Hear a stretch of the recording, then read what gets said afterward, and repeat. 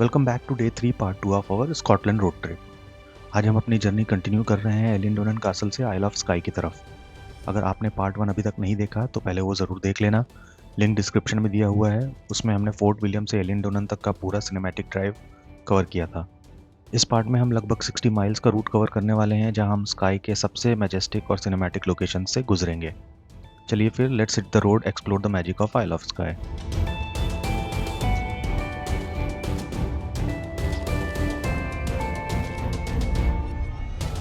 अब हम Kyle of लोकैल्श पहुंच गए हैं। ये एक छोटा सा कोस्टल टाउन है जो बेसिकली आइल ऑफ स्काई का गेटवे माना जाता है। यहीं से स्काई ब्रिज स्टार्ट होता है। स्काई ब्रिज काफ़ी फेमस है। ये लॉक एल्श के ऊपर बना हुआ एक मॉडर्न रोड ब्रिज है जो मेनलैंड को डायरेक्टली आइल ऑफ स्काई से कनेक्ट करता है। पहले यहाँ फेरी चलती थी, बट 1995 में ब्रिज ओपन हुआ और तब से ट्रैवल बहुत ईजी हो गया है। एक इंटरेस्टिंग बात, जब ब्रिज ओपन हुआ था तब टोल लगता था, काफ़ी एक्सपेंसिव था, बट 2004 के बाद टोल कम्प्लीटली रिमूव कर दिया गया। अब सब क्रॉसिंग टोटली फ्री है।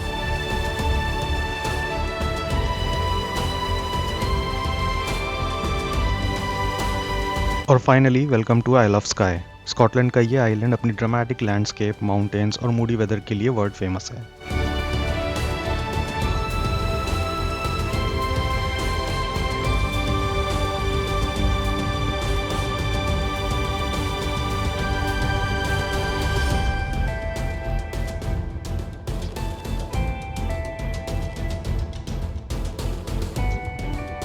अब हम स्लिक खान एरिया में एंटर हो रहे हैं, जो स्काई का एक आइकॉनिक जंक्शन पॉइंट है।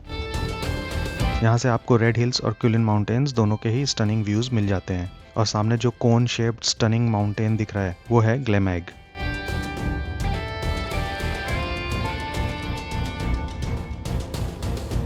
यहाँ का old stone bridge, flowing river और पीछे क्लीन रेंज, ये कॉम्बिनेशन फोटोग्राफर्स के फेवरेट है। आज वेदर भी काफ़ी क्लियर है तो माउंटेन्स का शेप और कलर्स काफ़ी क्रिस्प दिख रहा है।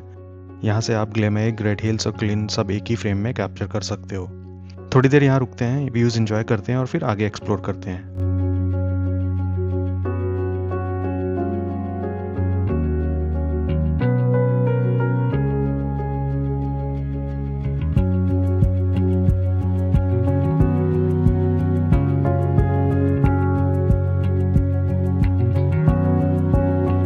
अब यहाँ से हम पोर्ट्री की तरफ जा रहे हैं। ये आइल ऑफ स्काई का मेन टाउन है और सबसे कन्वीनियंट स्टॉप भी।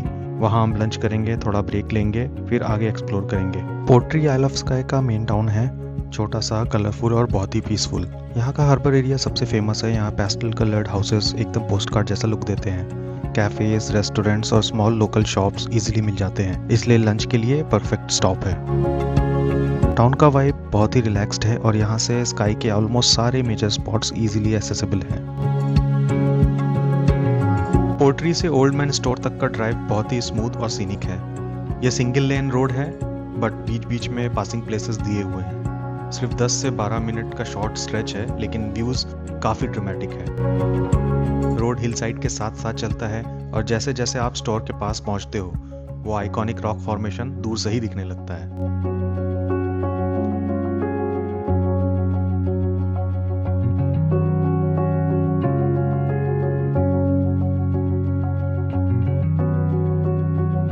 ओल्ड मैन ऑफ स्टोर एक ऐसा लैंडमार्क जिसे देखकर लगता है कि ट्रैक करना वर्थ होगा।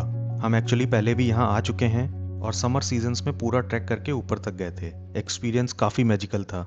पार्किंग यहाँ इजीली मिल जाती है, लेकिन ऊपर तक पहुँचने के लिए प्रॉपर लंबी हाइक करनी पड़ती है। विंटर के शॉर्ट डेज, कोल्ड विंड्स और किड्स के साथ ट्रैवल करते हुए हमने प्रैक्टिकल डिसीजन लिया, इस बार ट्रैक स्किप किया और इस आइकॉनिक व्यू को नीचे से ही अप्रिशिएट किया।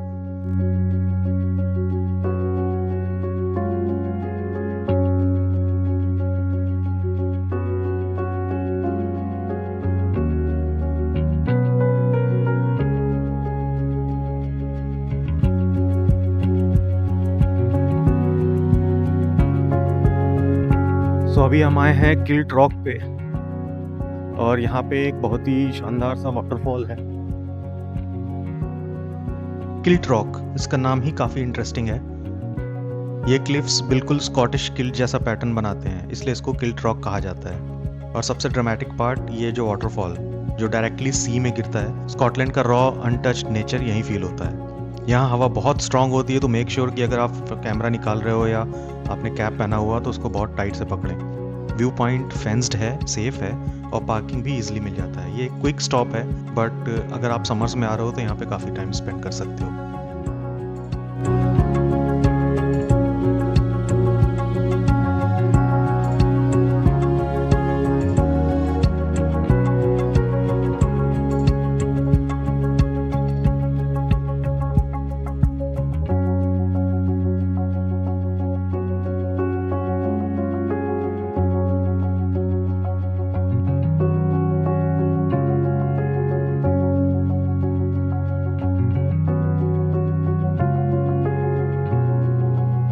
किल्ट रॉक से निकलते ही अब हम द क्वेरिंग की तरफ बढ़ रहे हैं, आज का ग्रैंड फिनाले। ये पूरा रूट आइल ऑफ स्काई का सबसे ड्रामेटिक स्ट्रेच है। रोड सिंगल ट्रैक हैं, पासिंग प्लेसेस बने हुए हैं और ड्राइविंग ऑनेस्टली थोड़ी चैलेंजिंग हो रही है। यहाँ तभी आना चाहिए अगर आप सिंगल ट्रैक रोड्स हैंडल करने में कॉन्फिडेंट हो। सो ये सिंगल ट्रैक रोड में बीच बीच में काफ़ी जगह आपको पासिंग प्लेस दिया हुआ है। सो अगर आपको सामने से कोई कार आती हुई दिख रही है तो मेक श्योर कि आप वो पासिंग प्लेस में रुक जाओ, सो दैट वो कार आराम से पास हो सके। कभी कभी ऐसा भी होता है कि सामने आती हुई गाड़ी को पासिंग प्लेस मिल जाता है और वो आपको पास होने का सिग्नल देता है। तो मेक श्योर कि ऐसी रोड्स पे कोऑर्डिनेशन बना के रखो सामने से आती हुई गाड़ी के साथ, एंड ईजिली आप इस रास्ते को क्रॉस कर सकते हो।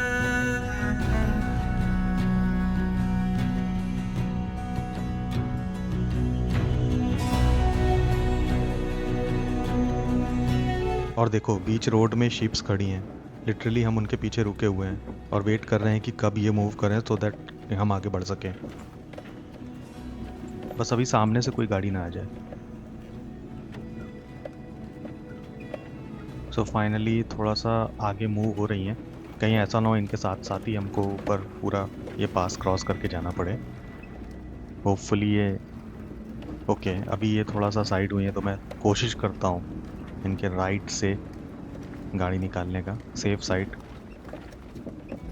Okay, I think it's very okay. Finally हमारी गाड़ी निकल गई। अभी आगे दो और हैं, बट ये तो गाड़ी की आवाज़ सुनते ही भाग गई। तो अभी it's clear now, now we can go head.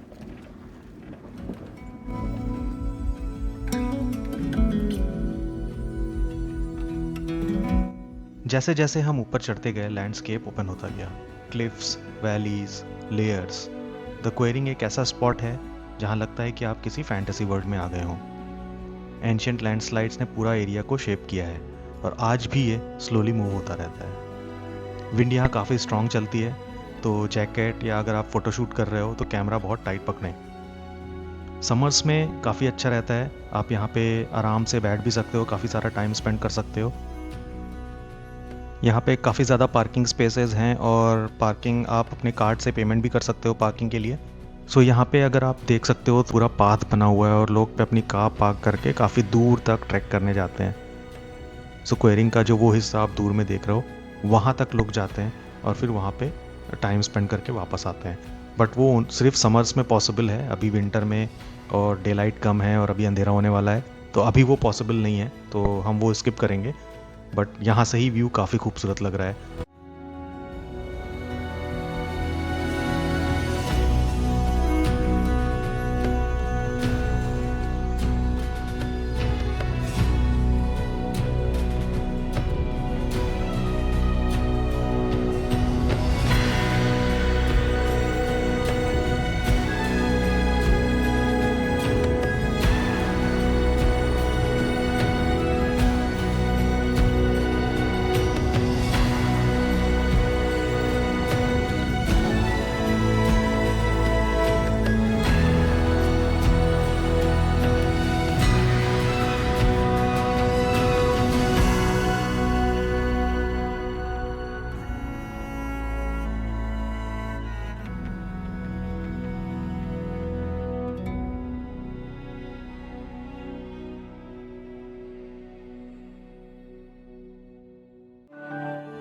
अब हम द क्वेरिंग से नीचे की तरफ उतर रहे हैं और ऑनेस्टली ये पूरा एक्सपीरियंस दिल में बस जाता है। विंड अभी भी स्ट्रॉन्ग चल रही है, रोड नैरो हैं, पासिंग प्लेसेस यूज़ करने पड़ रहे हैं, बट व्यूज़ इतने इंसेन हैं कि थकान फील ही नहीं होती।